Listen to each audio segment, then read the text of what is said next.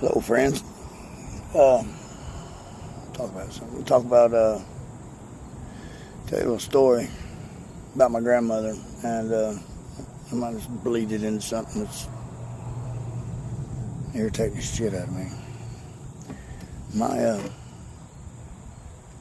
grandmother's name was Cuba Ford,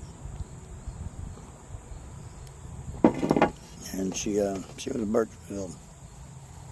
I don't know when this is, when it happened exactly, but I used to, and well, again, I probably got some cousins that'll chime in and tell you when. But sometime, I don't know, maybe in 1949, maybe way back before that, they had come over the mountain to Johnson City, and my grandfather was.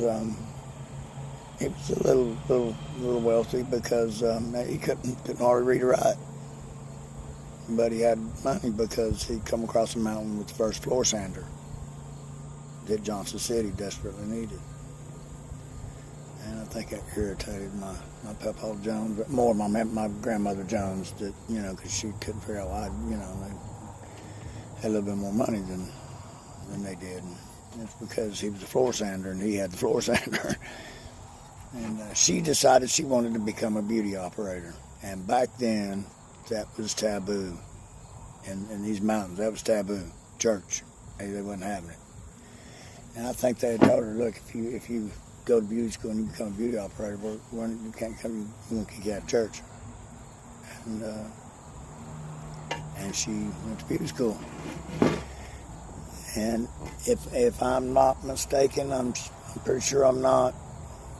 My Lady Beauty Shop was the first. I know it was the first. It was the first beauty shop that was fully equipped with the hair dryers and everything. And it belonged to a woman named Juanita. And I don't remember. The biggest thing I remember about that woman is being in her house a couple of times, and her home was like, I swear, it was like the Addams Family. And she was real tall and had this big bun up on her head, like it did in the 50s and 60s, big tall. She was real tall and had these big old long fingers, and she was creepy as hell.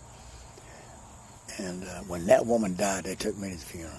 And it was the Appalachian Funeral Home. And God, I've dreamed about it all of my life. And I rarely dream. But I've dreamed that being at that funeral as a little boy. And when she died, my grandmother kept on running that beauty shop. And eventually her husband gave it to my grandmother when he died. And she owned it for years and years after that. And finally the family got a hold of it when she died. But I can remember going down there on a Saturday, and somebody would take us and drop us off at Grandmother Ford's, on a Friday night or something. And Grandmother would get up and ride the bus to town and go to work. And then we would go later on the bus and go down there. And Mama would get her hair done and all that stuff and gossip with the ladies in this beauty shop. And as soon as I walk in, my grandmother would get in the register and give me 5 pennies, a dime, and a nickel. And I'd go out the door and go around the corner, and there was these guys. I was almost could have been 7, maybe 8 years old, and at that time, and then I got a little older. I kept going, and I go around the corner, and the old men was down there pitching pennies in their overalls, and some of them with the old coat on, dress suit dirty, with the hat and the cigars and pipes and the whole nine. You just think about it, the whole 9 yards, the real deal. And I'd sit down there and pitch pennies, and I can remember my mother coming out and having that thing they put around them, and hair curlers in, and Eldon, are you all right? And I remember one old man down there that I took up with it. I used to I'd take my sandwich, we'd pick sandwiches, take down there with us, or we'd go across the street to the fountain and get something to eat, and I would keep something and take it down there to that Wayne, because he was homeless down there pitching pennies, and I'd take him a sandwich or something. And I remember him hollering out, and he knew Mama, because he would go up there and beg at the door, and Mama Ford would give him money and stuff. And he said, I got him, Emma Jane, he's all right. And boy, they had me. And it's all, it's all gone now. They're all dead and gone, but they're right here, And while my mother was in there getting her hair done and gossiping, because that's what they did, and the TV would be in the very back there, and there would be, just you name it, on soap operas that was on TV back in the 1970s. Guiding Light and As the World Turns and General Hospital, and then they had some creepy ones, and the hell one that I watched because my brothers and sisters watched it, was Dark Shadows at Night, and everybody watched that because it was cool. But and I just remember that beauty shop and women sitting in there and talking about everybody. There's sister, brother, aunts, cousins, friend, anybody they talk about having babies, cheating on people, do anything. My God, it was some of them got pretty nasty too, my women. And which brings me, there's a big thing going on up there in Aurora, Alaska, and the big story, I guess, and it turned into gossip to me. It did. It turned into gossip.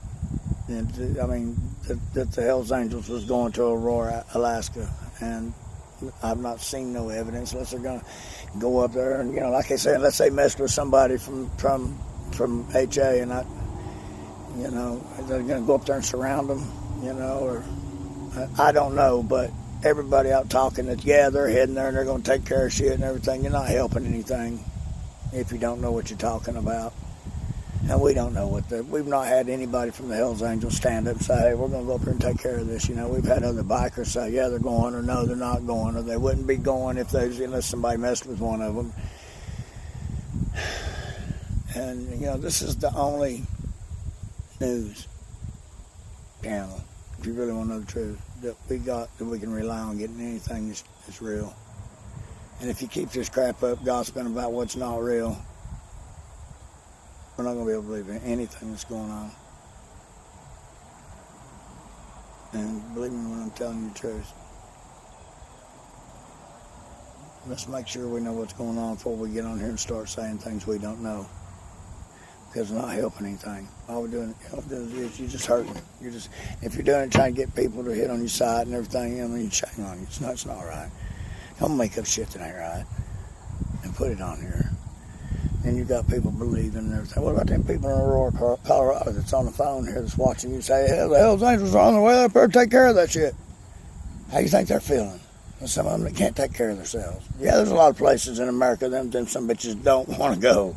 And up here's one of them. How do you think they feel to know that, oh man, they're coming, and nobody's coming. Nobody's coming. Because you thought it's funny, or you wanted some, it's not funny. It's not do it. It's not right. Wrong. All right, well, told you a little story, so I love you, fam. I'll see you again.